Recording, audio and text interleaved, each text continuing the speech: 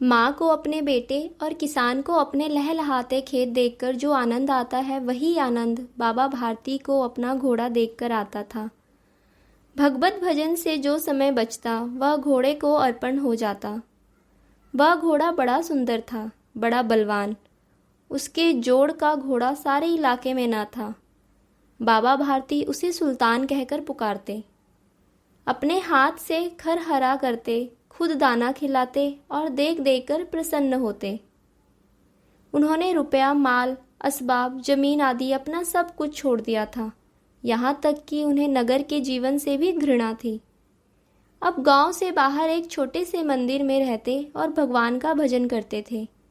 मैं सुल्तान के बिना नहीं रह सकूंगा, उन्हें ऐसी भ्रांति सी हो गई थी। वे उसकी चाल पर लट्टू थे। कहते ऐसे चलता है जैसे मोर घटा को देखकर नाच रहा हो।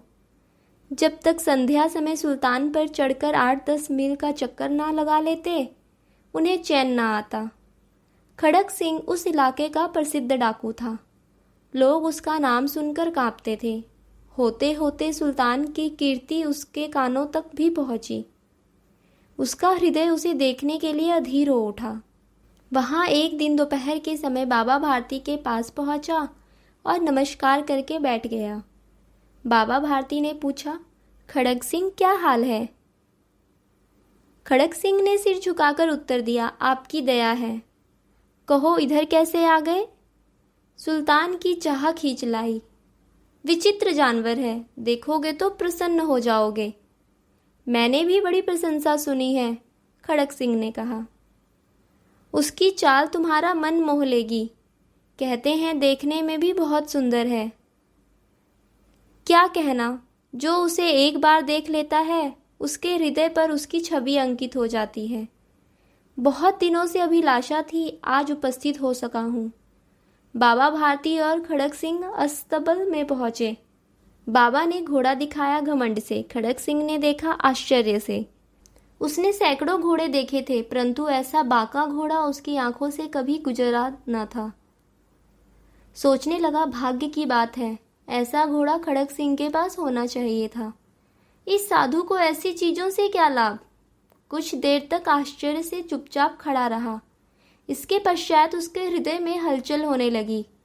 बालकों की सी अधीरता से बोला, परंतु बाबा जी, इसकी चाल ना देखी तो क्या? दूसरे के मुख से सुनने के लिए उनका हृदय अधीर हो गया। घोड़े को खोलकर बाहर गए। घोड़ा वायु वेग से उड़ने लगा।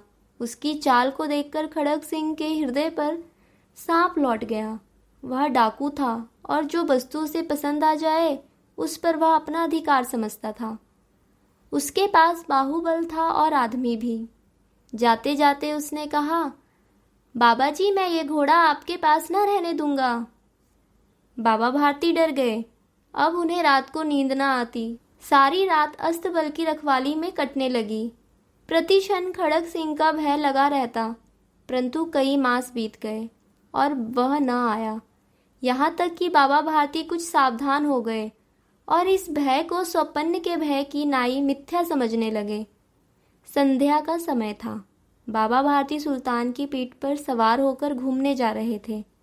इस समय उनकी आंखों में चमक थी, मुख पर प्रसन्नता।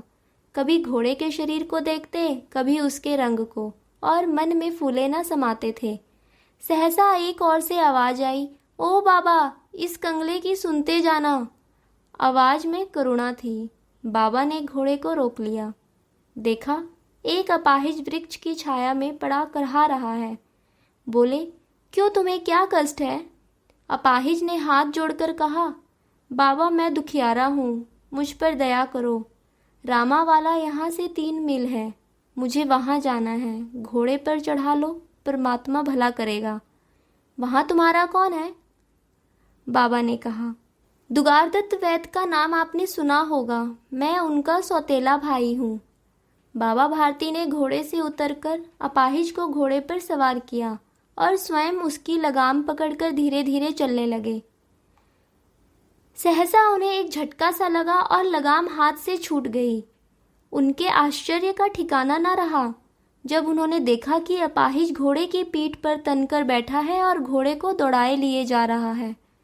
उनके मुख से भय, विस्मय और निराशा से मिली हुई चीख निकल गई। वह अपाहिज डाकू खड़क सिंह था। बाबा भारती कुछ देर तक चुप रहे और कुछ समय पश्चात कुछ निश्चय करके पूरे बल से चिल्लाकर बोले, जरा ठहरो। खड़क सिंह ने यह आवाज सुनकर घोड़ा रोक लिया। उसकी गर्दन पर प्यार से हाथ फेरते हुए कहा, बाबा जी, यह घोड़ा अब न दूंगा। परंतु एक बात सुनते जाओ। खड़क सिंह ठहर गया।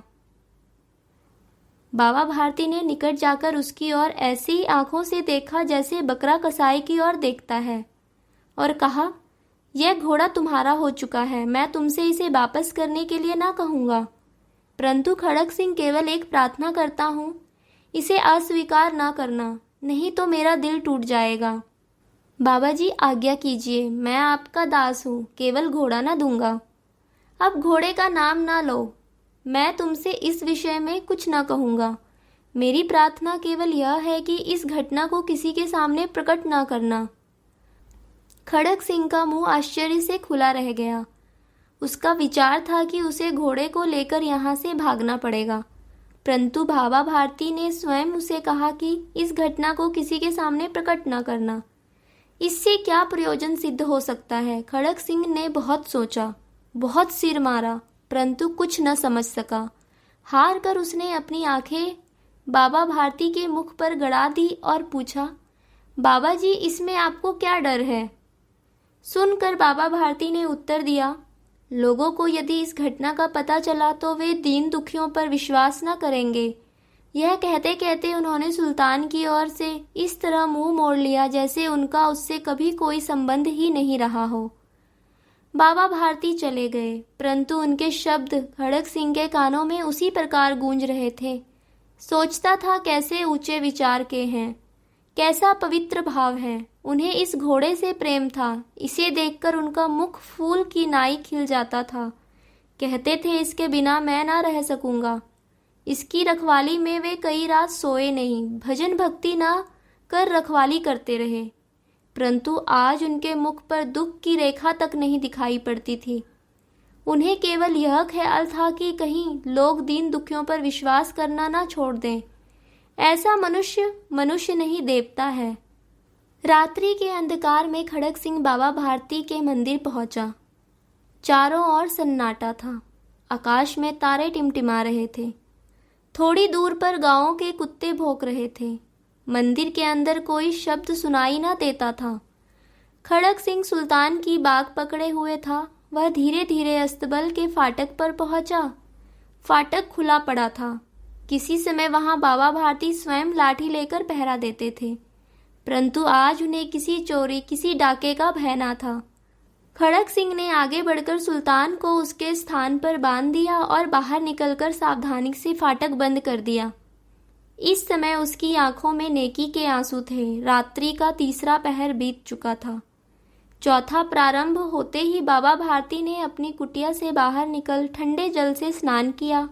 उसके पश्चात इस प्रकार जैसे कोई स्वप्न में चल रहा हो, उनके पांव अस्तबल की ओर बढ़े, परंतु फाटक पर पहुंचकर उनको अपनी भूल प्रतीत हुई।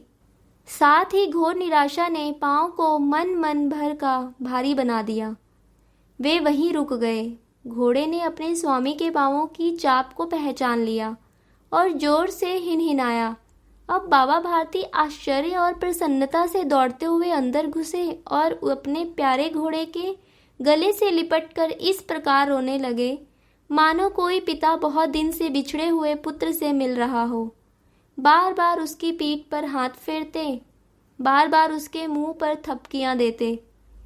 फिर वे संतोष से बोले, अब कोई दीन दुखियों से मुंह ना मोड़ेगा। दोस्तों, यह कहानी आपको कैसी लगी हमें कमेंट करके अवश्य बताएं। इस कहानी को लाइक कीजिए, दोस्तों में शेयर कीजिए और इस चैनल को सब्सक्राइब कीजिए।